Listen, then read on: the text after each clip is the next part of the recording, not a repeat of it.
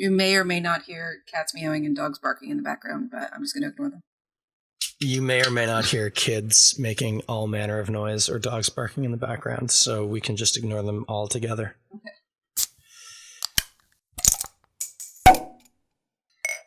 Welcome to the Toronto Beer Podcast with me, Chris Schreier, and my equally grumpy co-host, Mandy Murphy. I'd say how you doing, Mandy, but I already know.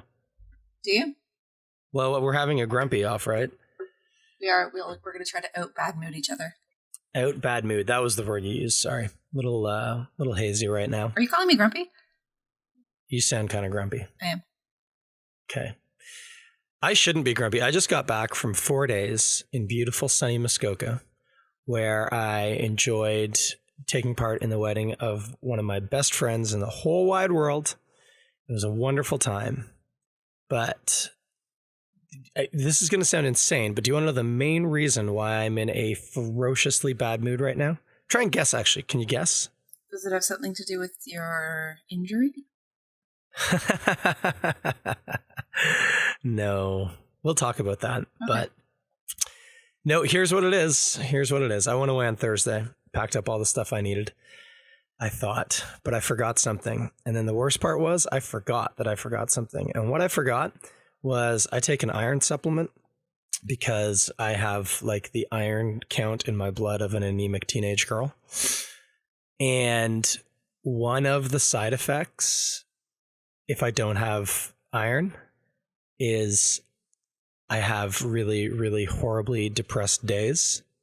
And so I woke up this morning with this impending sense of absolute doom. The entire world was crashing around me, which is strange because today we're going to sign the lease on our new place because we're moving back down to the beach, which is very, very, very exciting. Oh, that's so exciting. I know. And I was just at this wonderful wedding and spent so much time outside and my kids were up and we were playing. Like, I've had such a fantastic weekend. So to wake up this morning in such a deep state of depression was actually a bit frightening.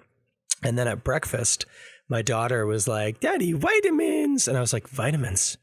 Fuck, I haven't had an iron pill in like 5 days. I've crashed. I'm out of iron, and this is why I feel this way." So I took my iron, and I'm hoping it kicks in during the podcast. And I'm also drinking a beer. And speaking of problems, that also generally makes me feel a bit better. So that's why I'm very, very grumpy. How about you? Why are you so grumpy? What beer are you drinking? You have to back up. Oh, okay. So my sister and brother-in-law and their kids just arrived in from Regina, Saskatchewan. So I am drinking a Blackbridge Brewery, which is a brewery I have never heard of before. And it's their Centennial Rye Ale. And so it's like a rye pale ale with nice big bright Centennial hops. And I got to tell you, I've just had my second sip, but it is delicious. That sounds awesome. Yeah, I'm pretty stoked. Not only am I not drinking a beer, Chris, not even drinking a coffee, nor have I had one yet this morning to add to my level of grumpiness. I'm drinking a tall glass of water. So, an iced cold glass of water with white bread for dipping. No, I don't even have white bread if I should be so lucky. Okay, so let's talk about your grumpiness. I've talked about mine now, and now it's your turn. This is the counseling part of the show. Where do I start? I have a lot to be actually pretty happy about. It was Beer Fest this weekend, and there are a few things that drove me crazy and make me insane and pretty pissed off at Beer Fest. Although it's a great festival, sometimes I get pretty angry about things, and I can get worked up about things pretty easily. So there are a few of those. We'll talk about those. But it's just a really, really exhausting weekend. Like, you put in through there for the entire day. Each day you're putting in a good 14 hours at least. You're on your feet the whole time, and by the end of it, you're dealing with some pretty insane, crazy drunk people, and having to argue with them about why they can't be served or why last call has come and gone, and they didn't realize it. So that just gets you into a bit of a mood as it is, because it is so exhausting. It's great for other reasons, but it can be pretty frustrating. So following Beer Fest, I'm just trying to catch up on everything. And last night, got to bed pretty late. Got a call in the middle of the night from our security company that does the security monitoring for the brewery. I had some trouble when I was leaving last night arming the system, and I finally got it all figured out. It was being pretty temperamental. But I never really felt totally comfortable leaving. I knew that it was armed properly, but I didn't feel entirely comfortable leaving, just because it wasn't a smooth, easy process. So in the middle of the night, I got a call from the security company saying that the alarm had been activated and asking if I wanted them to dispatch police. So that's enough to sort of throw anyone into a tizzy in the middle of the night. Mm-hmm. So I tried to pull up the cameras on my phone. It's pretty cool, actually, the app that you have. You can see cameras at the brewery right from our smartphones. Cool. So I'm frantically trying to get to the camera and checking out what's going on there. Whose technology is that? Throw them a little love. Yeah, it's through Canadian security professionals. Cool. So I was checking it out on the camera. Couldn't really see anything. So I said, no, don't dispatch police. Just disarm the system. And then Mark jumped out of bed and headed over to the brewery while I dealt with a crying puppy in the middle of the night. Of course. And then went back to sleep. I guess I got into a pretty deep sleep because I had been woken up in the middle of the night and woke up to a literal shitstorm, courtesy of our puppy, who seems to potentially have some kind of a bug. Yep, hounds do that. You know that. You've had a hound. Yeah, I don't know what he ate, but I don't know if he has a bug or if he was in the kennel actually all weekend, so it could be something related to that. Or potentially he's just regressing on his housebreaking because he was in the kennel all weekend. But there's just no way you can look after a puppy and also work TFOP and also go to a very close friend's wedding on the Friday night. So it was just a bit of a chaotic weekend, and I think a day of rest would be really is pretty necessary right now, and I don't necessarily see one of those in my future for the next little while. Okay, let's do this. Okay, so now we've got that out. That's on the table. That feels good. Thanks, Chris.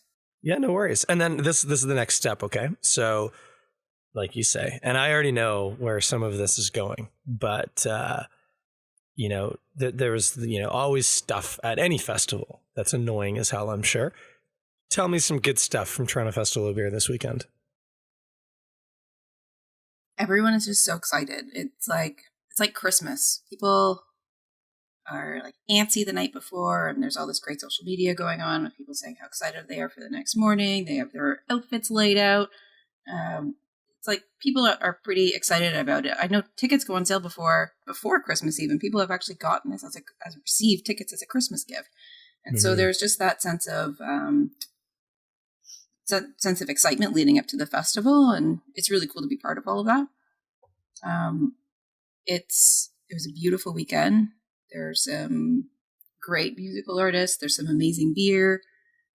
It's awesome to be outside, especially for myself, kind of selfishly. Like I don't really get the opportunity to leave the brewery that often, and I haven't really had the opportunity to enjoy fresh air and summer sun too much yet this year. And so for Beer Fest, for me, it was like, yeah, I got to be outside all weekend long and know that we had an awesome team back at the brewery holding things down. So those were some of the great things about Beer Fest. There are some really good breweries there with some really excellent beer. Some new Toronto breweries like Reinhardt was there, and they were pouring some awesome beers. It was great to see Sawdust City, and just a really good time. There are some great things about Beer Fest. Sweet. So here are some awesome things for me this weekend. So obviously, best friend's wedding. Beautiful. So it was amazing. It was Saturday and it was outdoors, and I don't know if it rained in Toronto, but the radar was showing this massive system moving kind of across sort of north of Parry Sound, and we were slated to get hit hard right at about 2, which was also right when the service outside the lovely little Anglican church in Rosso was set to start. So we were all keeping an eye on the skies, and we made the call at 1:00. It wasn't raining yet. It looked like a pretty high cloud. And so we thought, let's just do it. Let's go for it outdoors. Here we go. So we did it outside. And actually it was funny at one point, my buddy, the groom, Andrew, his phone was plugged in to play a song as they left. And right towards the end of the service, I think it was while they were signing the registry, his iPhone alert sound came through the system because obviously it was just left plugged in and on. And the guy Colin, who was manning the audio, grabbed the phone. And you could kind of see him frantically turning off notifications. But apparently what that was it was a notification that precipitation was 10 minutes out from the point of where we were. And so we were just wrapping up, and sure enough, we did a big group photo with everybody. And as we were dispersing from that, the rain started coming in, and they got a bunch of ice cream. So it was like after the wedding, everyone got to stand around and eat ice cream, which was kind of cool. And so most people just took their ice cream into the church and just ate it inside, and got to actually see, like I said, this very beautiful, the church is over 100 years old, I think. Beautiful little country church. So that was fantastic. And then it only rained for about 25 minutes. And then we went out and did all our photos, and the reception was great. And I got into a bit of shenanigans pretty late that night at the camp we were staying at. And that's the injury that Mandy's alluding to. I got some really big bruises on the back of my leg because I got into a place that I wasn't strictly speaking supposed to be in, and then found it very difficult to get out and had to climb over a fence that was expressly designed to prevent people from climbing over it. So on the one hand, I'm very proud to say that I successfully climbed over a fence. I was not supposed to be able to do it. On the other, I should point out that the fence certainly left its mark with some pretty gnarly bruises on the back of my leg that I think, they're going to get worse before they get better. So. It looks pretty bad from the photos I've seen, Chris. What were you trying to get to on the other side of the fence? Okay, so the camp we're staying at has this big water slide called the Kraken. It's like an 8-lane water slide, and they twist around each other and stuff. And it's a heap of fun. I was on it a bunch this weekend, and Ben loves it, and so we were having a good time. But as happens after a wedding reception, in which plenty of tasty beverages, including, I will point out, a keg each of Golden Beach Pale Ale and Gateway Kolsch from Sada City were consumed.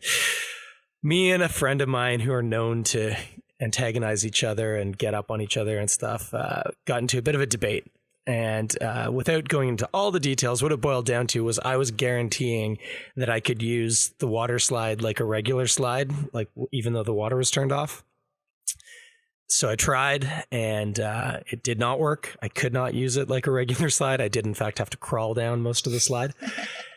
And when I got to the bottom, of course, they don't want people doing exactly what I had done. And so it's not a particularly high fence, but it was probably nearly shoulder height, and it's got not like barbed wire top, but the tops are pointed to prevent people from climbing up on them. And I tried to climb up on them and put my weight on my leg on the spikes, and very thoroughly bruised the back of my leg. But I did get out, so it was a pretty stupid thing. Did you learn any lessons, Chris? Well, I mean, obviously you could say either, better containment when I'm that drunk, or better planning my exit as well as my entry into an illicit space. But I think the answer everyone's looking for, especially my wife and best friend, are don't do stupid things like that. So would you say that you were drinking responsibly? Well, I didn't spill any beer. That's actually not true. I actually spilled a beer when I was quite sober. I was just very excited about the reception and everything. No. Yes, I was drinking responsibly. I was in a safe spot. I wasn't behind the wheel. I couldn't do any damage to almost anything but myself. I'd say that was very responsible. So the irresponsible people were the 3 people who were with me who bailed, and I had to get myself out of the bottom of the water slide. So they were the ones irresponsible, I think. Okay, we got to move on. That's my good stuff. I've had some good stuff this weekend. You had some good stuff. I got all depressed because of my low iron. And I would like to say, by the way, there's things to be said for depression. I have pretty low level. I mean, I know people who are in much, much worse straits than me. And I always tell people, if you feel this way, you got to talk to people. Like, I kind of stumbled on the iron thing accidentally. But if you're feeling like this, if you've had a day like me, and this is a normal thing for you, that you wake up kind of, feeling like hell and like the world's crashing around you, and there isn't really good reason, like the world isn't actually crashing around you, you got to talk to somebody about this. Okay. And it's hard to do in the situation, but that's just my little mental health plug.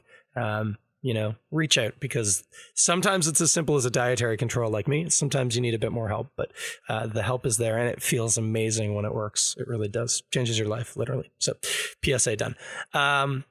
Let me tell you. Okay, let's talk the first thing. Okay, I want to go back to this idea for a second. I didn't go to Toronto Festival of Beer this weekend. I was obviously in Muskoka. I do enjoy Toronto Festival beer. There are certainly aspects of it that I could do without, most of which involve bros, I think is the technical term. But for the most part, I generally have a pretty good time at the festival. I think it's fairly well run, and they get people in and out well. And like you said, the music's always fantastic. But here are a couple of things. A friend of mine who runs a little brewery with her husband posted a very interesting photo from the Toronto Festival of Beer. I believe it was on Friday, because it was a tent.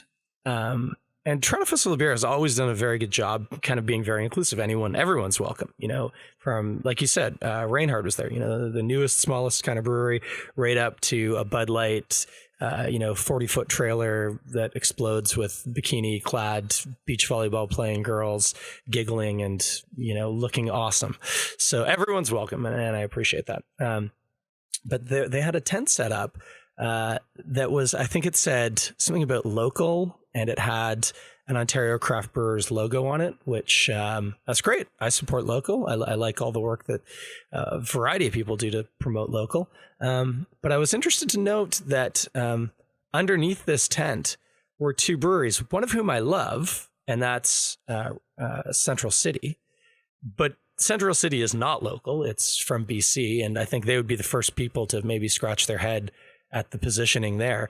And much, much, much more concerning, Shock Top, which I suppose one might argue is probably made in London, Ontario, but certainly does not deserve billing under a local brewery tent. I mean, So Chris, when was the last time you were at the Toronto Festival of Beer? Did you go last year?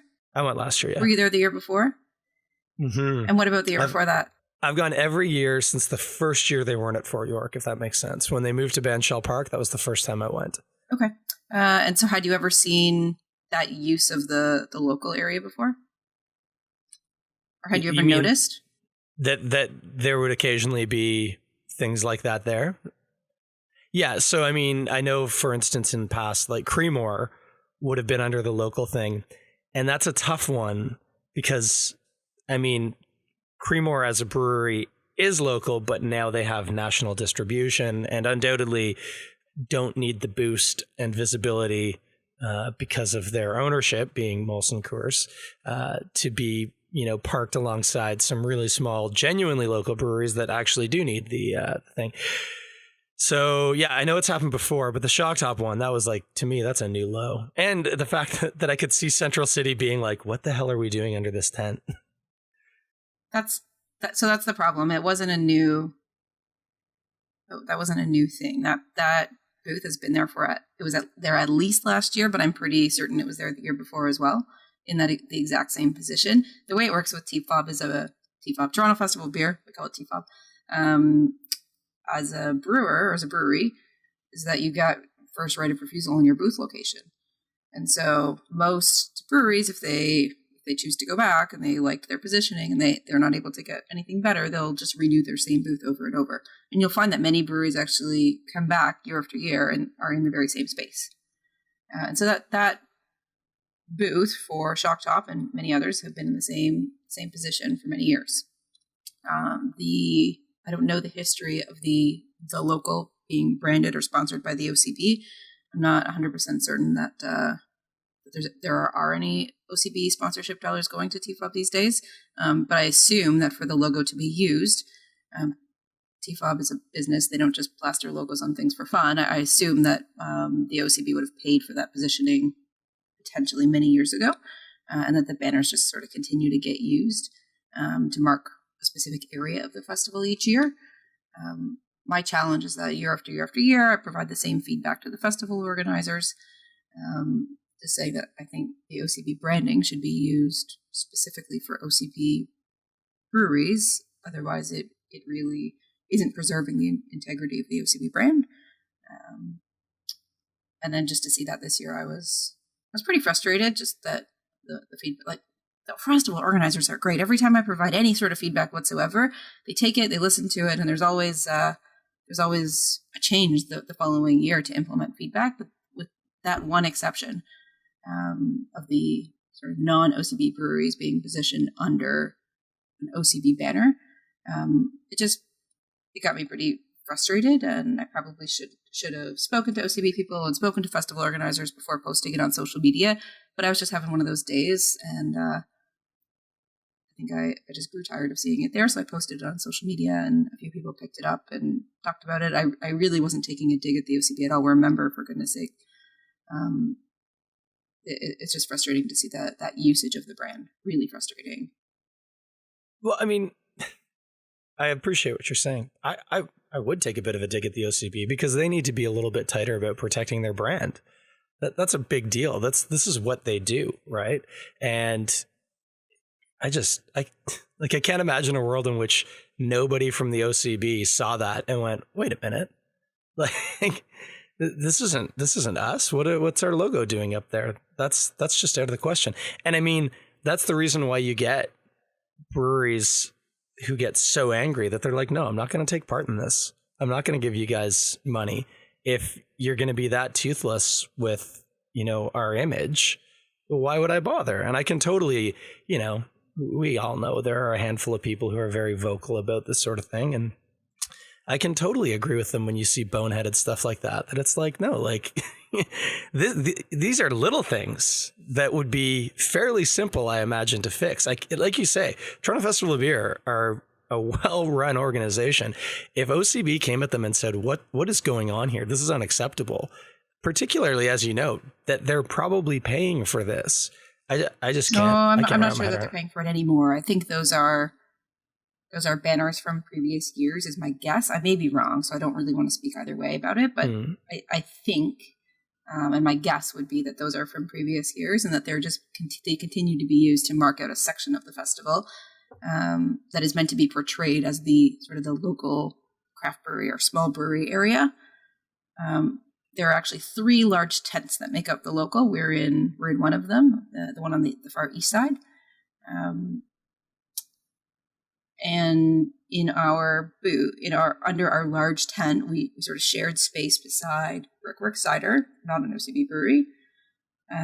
Cool, not an OCB brewery. Hop City, not an OCB brewery. And those are just to name a few. If you went around to every other booth, or every other large tent, you would see that there are many other examples. Central City, Shock Top, and it gets frustrating for me when I hear it played back to me from consumers. I can almost kind of let it go and assume, everyone's just drinking and having a great time, and no one's really paying attention. These sort of branding things can often just be noticed by marketing people, and the general public doesn't always notice. Sometimes we can kind of be talking to ourselves as marketing people that way. But when consumers play it back to me is when I get really frustrated. I had someone say to me, I often ask people that come to the booth, what have you had that you really enjoy? Is there anything that stands out? Someone said to me, well, I'm just sticking in the local area, but I really liked that Shock Top lemon, whatever. Yep. And my head nearly exploded. Yep. I remember being really upset about it the very first year we were at TFOB. So this is our 3rd year there. The first year we were a brand new brewery, and we didn't sign up the year in advance that you really need to secure a good booth location. So we got stuck way out in left field. Haha. But quite literally in the middle of nowhere. I think we were beside Rolling Rock and Smirnoff or something like that. And it wasn't an ideal location for a brand new tiny contract brewery, but we just sort of dealt with it. And I remember seeing the local area and asking if we could have gotten a booth in that area, and I was told that they were all spoken for, that they were all full. And when I showed up and saw Shock Top in that space, in Creemore and Granville Island, I just about lost my mind. And so the next year I really, really pushed. I signed up really early, and I really pushed to get into the area. And we fortunately were able to scoop up a booth that a long-standing OCB brewery had decided to let go. They weren't returning. And that's a trend I'm actually seeing quite a lot of this year at TFOB, is not a lot of the larger OCB breweries are there anymore. And yeah, so we locked up a great spot in the local area, and we have a really nice booth. It's a corner booth on the opposite side from the stage in the east side, but I just grew tired of it. I shouldn't have posted it on social media. I should have just talked to them directly, but I felt like my feedback had already been provided many times, and it just really wasn't being listened to. Yep. Yep. Okay. Just as an aside, I assume anybody listening to this knows this, but just in case, because I don't think we've directly said this, Shock Top is a brand produced by the Anheuser-Busch InBev Corporation. I think where are they owned these days? Belgium and Brazil or something like that. Yeah. It is fair to say that what's in Ontario probably is produced at the Labatt plant in London, Ontario, because they produce a lot of that sort of stuff. Apparently Goose Island IPA is also being made there. But Shock Top is not local. Some of it might be made physically in the province, but it is made across North America. It's a huge brand. It is certainly not independently owned. It is definitely not headquartered in Ontario, and 100% is not paying dues to the OCB. So, and I would also caution a guest that it's probably not brewed using traditional brewing methods as would be required to be in a craft brewery. Yeah, it's fair to say that's probably the case. Just guessing. I don't want to make any statements about things I'm not actually sure about, but that would be my guess. Yeah, I would tend to agree with you on that one. So. And then, Chris, you should also add to that not that long ago, maybe it was a year ago or so, there was a brand plan or marketing plan leaked about Shock Top and their strategy to go to market strategy was to, I'm not saying this verbatim, but it was to pretend that they are a small craft brewery and try to gain credibility or craft credentials amongst craft beer drinkers. That's their goal and their strategy. Yeah, I'm actually pretty sure I've still got that leaked release linked on my website. So if I have, I'll put it in the show notes and people can read it. It's horrific. It's totally expected coming from Anheuser-Busch InBev, but my gosh, it was horrible to read that. It was terrible. If I was a brand manager for Shock Top, I would probably be doing exactly the same thing. So I can't fault them for that. I just would like to see the festival organizers and the OCB sort of not help them achieve that goal. Yeah, absolutely. And I agree with you 100%. You know, people are going to endeavor to make their living the only way possible. The biggest thing is exactly doing this. People need to talk about it and be open about this fact that they're not a tiny brewery and that they are owned by literally the biggest brewing interest in the world. So that's that. Okay. Here's another thing that came out. Wait, I've got two from the festival. Do you have something other than what you know I'm about to talk about in terms of Beer Town from the festival you want to throw in? Not yet, but I don't know where you're going with this. Okay. So I just wanted to be fair. Like I just threw out the Shock Top Central City under local. And so now I'm going to move into another one, which actually, no, not even remotely related. I was greeted this morning in my Facebook news feed with a link, which I always like when I see people I know in these links. And there was a very nice shot, a very beautifully shot picture. It's actually a little crooked now that I look at it, but we won't fault that. Picture of your dear husband, Mr. Mark Murphy, sharing a laugh with, what's his title? His Worship the Mayor, John Tory. And our buddy Les Murray, who's the president of the festival, looking on in the background. Tory obviously turned up at the festival because he can without having the police follow him, I guess.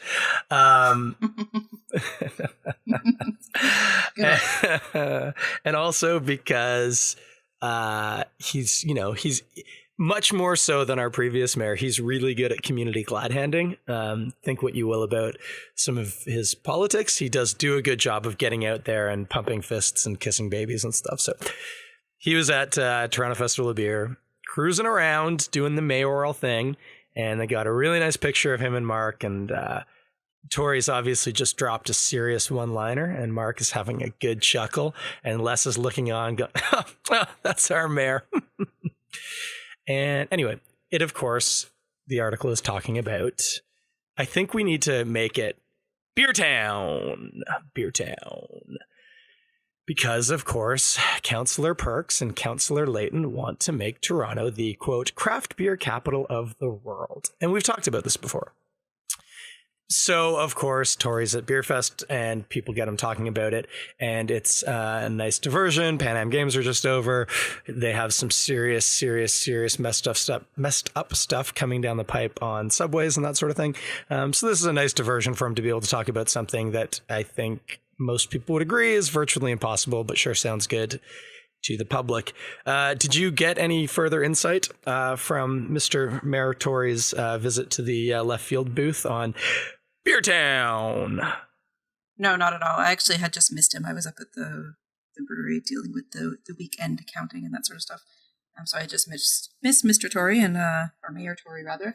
And I'm actually a big fan of John Tory, and I used to listen to his radio show every day on the way home for a couple of years. Seriously? Yep. And I was sad to miss him because I had met him before at beer festivals, and I would have really welcomed the opportunity to chat with him a little bit about some of the municipal issues that we've been having. But I missed him, and didn't really get talked about too much, of course, because that's not what they're really there for. Yeah, I didn't really gain too much insight. I learned that, and I was sort of surprised that his favorite of our lineup was Prospect Simcoe, which is a single hop IPA. He had a tiny sample of each beer, I guess, and then he asked Mark to fill it up with the Prospect. So I wouldn't have guessed that that's his favorite beer, but it was pretty cool to see.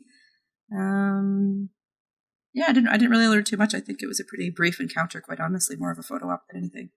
Mm-hmm. I noticed in the article here in the Star one sort of, I don't know, I don't want to say concerning, but I'm going to say concerning quote. Said Mayor John Tory while sipping a brew at the Toronto Festival of Beer at Exhibition Ground Sunday, quote, "I just hope that all of this talk about this may be a craft beer city or even just a beer city." What? No, we need to be talking about it being a craft beer city. It already is a beer city. In fact, that is exactly the problem, John. And if you were paying any attention, you would know that that's the problem. And so, no, not even just a beer city. This is not like a racial thing where we need to be careful and dance around everybody because it's appropriate. This is like, no, we need to draw some seriously clear lines and actually segregate craft beer from regular beer and say, no, we need to work to promote just craft beer.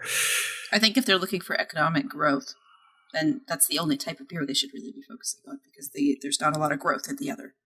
No, there's none. There's actually plateauing or decline in the others. And of course, what could only be described as explosive growth in the face of mind-bogglingly difficult draconian laws. So, yeah, I think that was the most concerning thing out of this article to me. No, John, not even just Beer City. I might call it Beer Town because I can do that and it sounds kind of funny. I might even add some echo in post or something.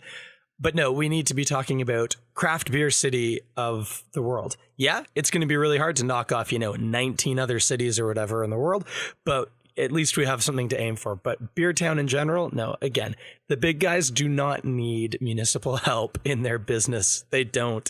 They already pay for all the backroom help they can get.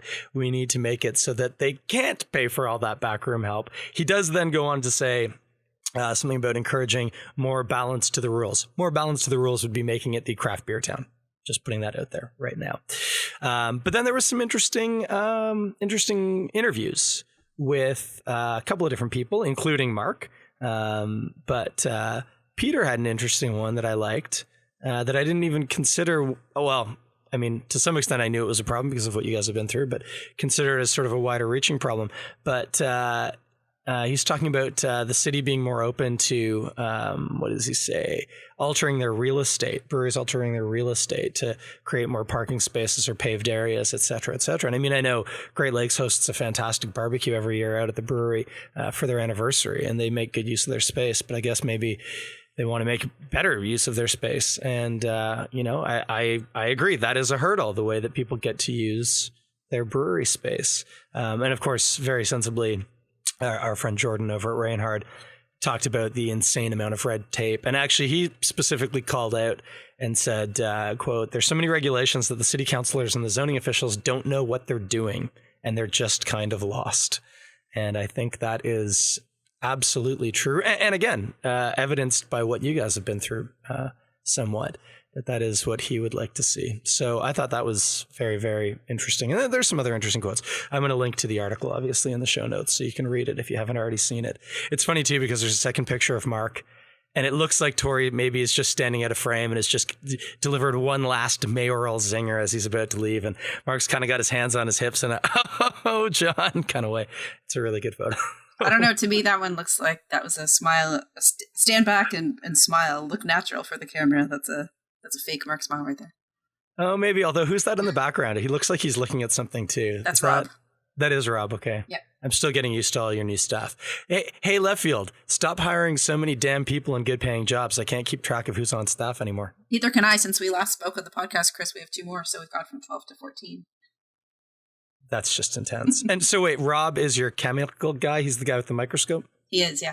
Okay, cool. I got that. I'm down. See, I am following along. Yeah, our latest hire is a resident of Ivy Avenue. So she's an awesome craft beer girl. Just recently moved here from Michigan. Her husband actually lives on Ivy Street, and she's finally gotten her, I guess it's called permanent residency. So she's able to live here now with her husband and work. Really into craft beer. She has tons of experience in the service industry. Her name's Caitlin, and yeah, she's the newest addition to our taproom team. Wicked. Are you worried maybe she's an Ivy Avenue plant? No. Or maybe you hired her to be in Ivy Avenue. Maybe she's a double agent. No. No, but when she gets asked by the general public about any customers that are coming through about the noise issues, she has a pretty great response. She says, "Oh, I just live right there. I'm never bothered by it." Yeah, it bothered her so much she decided to work for you guys. I would like to also point out one more thing before I let you get on with some of your Toronto Festival of Beer-ness. I've got another quote here from Tory. And again, bit concerning, because I agree in principle with what he's saying. I don't necessarily agree with his proof. He's talking about I think what we got to do is lighten up a little bit. There are some small steps in the right direction, blah, blah, blah, blah, blah. Here we all are. How many people do you see falling down and lying on the ground? The answer is none. Was he there 10 minutes after open? He was there about 10 minutes after open. I do agree with John Tory. We do need to lighten things up a little more than a little bit. But I don't think your proof that there wasn't anybody lying on the ground at Toronto Festival of Beer is that valid, because anybody who's been to Toronto Festival of Beer really knows that's not the case. It isn't to say they aren't responsible, so on and so forth, but it is a beer festival and bros have a tendency to be bros. And so that's not nice. We did have to cut off people, I guess, a lot more this year than usual would be my observation. We refuse service to quite a few people at the end of the night, and it's so sad because you'll cut them off. They'll go to the other side of your booth and ask for a beer from someone else on your team, and they'll say, "Nope, sorry, you just got cut off. I'm not. I wasn't born yesterday. No beer here for you. Move along, please." I'm blessed with both sight and hearing, so they think they're so clever, and then they just move along to the next booth and the next booth. So usually we'll cut someone off, and then we'll notify security that we've cut them off. So that they'll keep an eye on them. Yeah, that's good. Yeah. Okay, talk to me about some more of your troubles, your woes. Toronto Festival of Beer this year. Bros. I don't know. In previous years, we've always had stuff stolen from the booth. A lot of theft, even though the booths are sort of guarded overnight by roaming security. Stuff goes missing every year. I remember our first year, our A-frame chalkboard went missing on the Saturday night. We didn't get it back until halfway through Sunday. One of the security guards tracked it down. It had been ditched over a fence down by Lakeshore. So that sort of thing's pretty frustrating because it's not like one of 100 chalkboards that we have back in the warehouse. Like Mark cut the wood and sanded it and made it by hand, and I used the chalkboard paint, and we made the chalkboard. Yeah. So it was upsetting, obviously. But really, I'm just being a negative Nancy today. Like there's a lot of great stuff about the festival as well, and that's why we continue to go back year after year. It's a choice for us to be there, obviously, and I generally feel like every year it gets better and better, and the organizers really do ask for feedback, listen closely, and take it into account. I see small suggestions that myself and other breweries have made. I see them get implemented each year, and that's pretty cool to see because you feel like you're collectively making it better and better. So I really hope that we can make some movement on this OCB thing for next year and potentially have an actual Ontario Craft Brewery area. At each booth, have an Ontario Craft Brewery symbol and or the seal, and people can know if they're getting craft beer or beer that's pretending to be craft beer, and they can start to understand the difference. Yep. It's funny. I didn't realize the whole things going missing thing was a reality, which is pretty depressing. I remember, I don't know if it was your first year at Toronto Festival or maybe it was the second, but I remember asking Mark and I kind of, I don't know, suspicious. No, that's not the right. Anyway, I asked Mark, I was like, are you guys going to do TFOB this year? Because I know, I think it is, right, the most expensive festival to buy into, and loading in is challenging because it's such a big festival. There's all sorts of logistics you have to deal with that can be tricky. And it seemed to me, to my somewhat snobby mind, that maybe it was just not worth the effort. And I can't remember the number he spouted out, but the number of people who physically will come by and taste your beer, he said, it's irreplaceable. It's such a big festival with such a diverse crowd. It would be insane to actually miss it. Yeah, and that's precisely why we're there. I think it's over 30,000 people come through the festival over the course of the weekend. And it may even be more than that. Yeah, my most recent knowledge is that it's 30,000 people or more. And I'm like putting down the fact that it's broy, but at the same time, I'm never going to be able to gain exposure with that crowd in any other way. These people are not going to the other beer festivals. Yeah, they're not reading your blog. Sorry, Chris. Like they're just not the Wait beer a minute. people. Bros read my blog. I'm pretty sure. I can't see why they wouldn't. It's full of big words and very few pictures. It's right up their alley, I think. If you're a bro and you read Chris's blog, send us a tweet. I need to see you wearing a baggy tank top, flip-flops.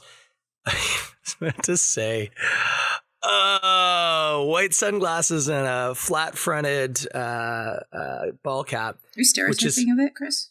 Which is basically what I wore this whole weekend. If you're a bro and you're not Chris Schreier and you read Chris's blog, send us a tweet. There's even a picture of me with a Coors Light in my hand from the wedding. Because we were setting up and it was, you're in the hall and it's hot.